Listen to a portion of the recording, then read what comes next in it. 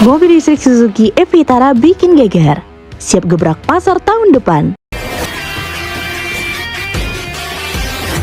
Kali ini ada kabar besar yang benar-benar bikin dunia otomotif heboh. Khususnya buat yang sudah lama menantikan gebrakan baru dari Suzuki. Suzuki akhirnya secara resmi memastikan akan meluncurkan mobil listrik pertamanya, Suzuki e-Vitara di Indonesia pada awal tahun 2026. Informasi ini diumumkan langsung oleh PT Suzuki Indomobil Sales. Kabar ini jelas bikin banyak orang penasaran, karena Suzuki yang selama ini dikenal kalem, kini siap terjun penuh ke pasar mobil listrik yang sedang panas-panasnya. Nah, seperti apa detailnya? Seperti apa spesifikasi mobil yang akan diluncurkan? Dan berapa harganya? Yuk kita bahas sampai tuntas.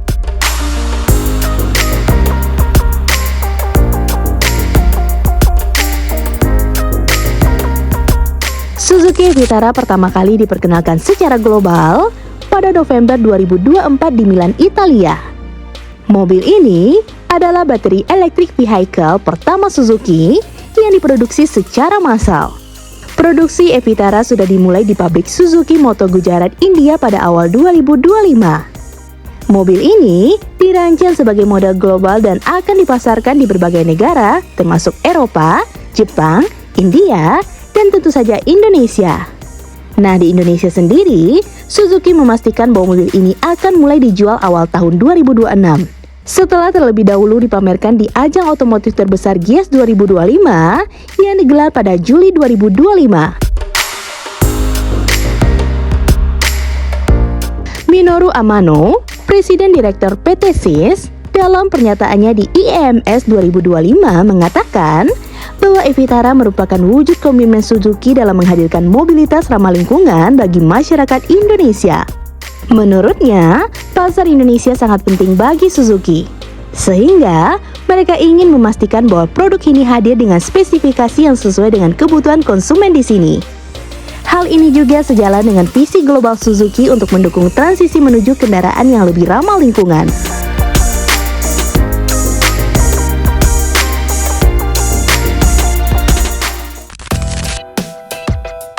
Menyoal desainnya, dari teaser yang dirilis dan unit yang dipamerkan di Gias 2025, Suzuki e-Vitara tampil dengan desain yang benar-benar berbeda dibandingkan model Suzuki sebelumnya.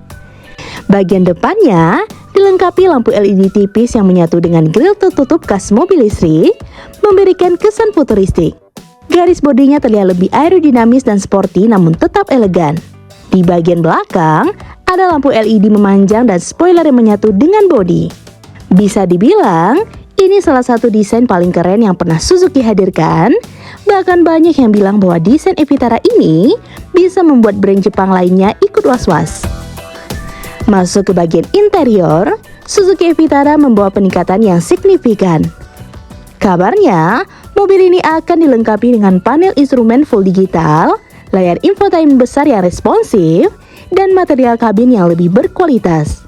Beberapa fitur canggih seperti sistem keselamatan aktif, adaptive cruise control, lane keeping assist, serta kemungkinan adanya head-up display diperkirakan akan hadir pada varian tertinggi. Semua ini membuat pengalaman berkendara dengan e-Vitara terasa lebih premium dibandingkan model Suzuki yang ada saat ini.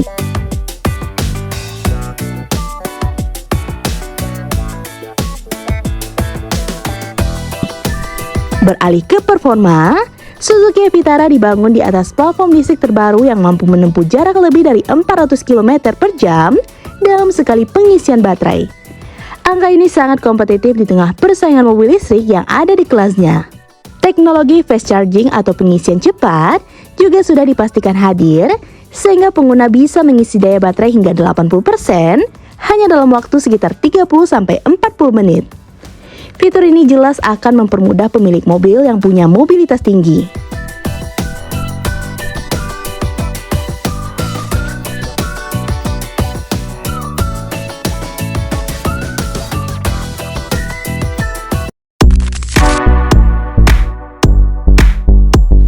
Bagaimana dengan harganya? Suzuki belum mengumumkan harga resmi untuk pasar Indonesia. Namun, banyak analisis memprediksi bahwa e-Vitara akan dibanderol dengan harga yang kompetitif. Suzuki dikenal sangat piawai dalam memainkan strategi harga, Sehingga kalau mereka bisa menghadirkan mobil listrik dengan fitur lengkap dan harga yang lebih terjangkau, pasar bisa jadi semakin panas. Bayangkan jika Evitara bisa hadir dengan harga yang berada di kisaran 500-600 jutaan. Ini jelas akan menjadi daya tarik besar. Selama ini mereka lebih dikenal dengan mobil kompak bermesin bensin dan hybrid ringan. Namun, tren pasar yang semakin condong ke mobil listrik membuat Suzuki mau tidak mau harus ikut terjun.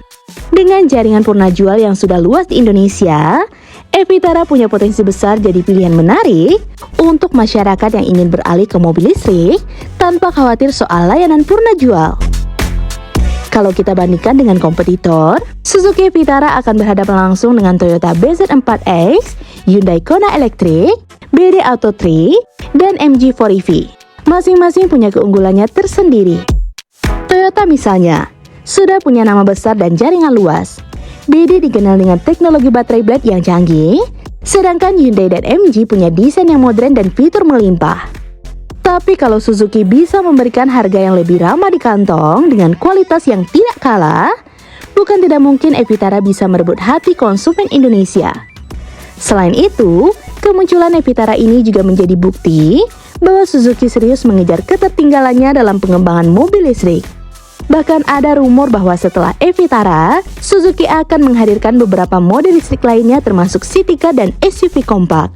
Ini tentu kabar yang sangat menarik, karena semakin banyak pilihan mobil listrik yang hadir di pasar, semakin besar peluang masyarakat untuk beralih ke kendaraan ramah lingkungan.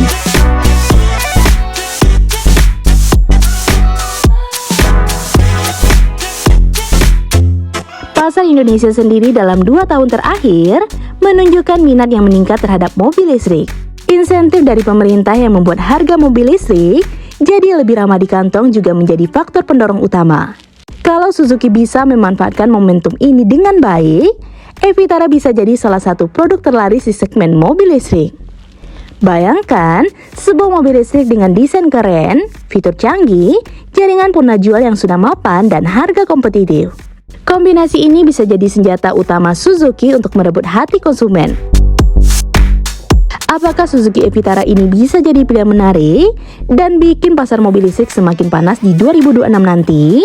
Atau Suzuki harus berjuang lebih keras untuk bisa bersaing dengan pemain besar yang sudah terlebih dahulu terjun? Tulis pendapat kalian di kolom komentar ya. Sekian dulu informasi dari kita. Mimin pamit, see you in the next video.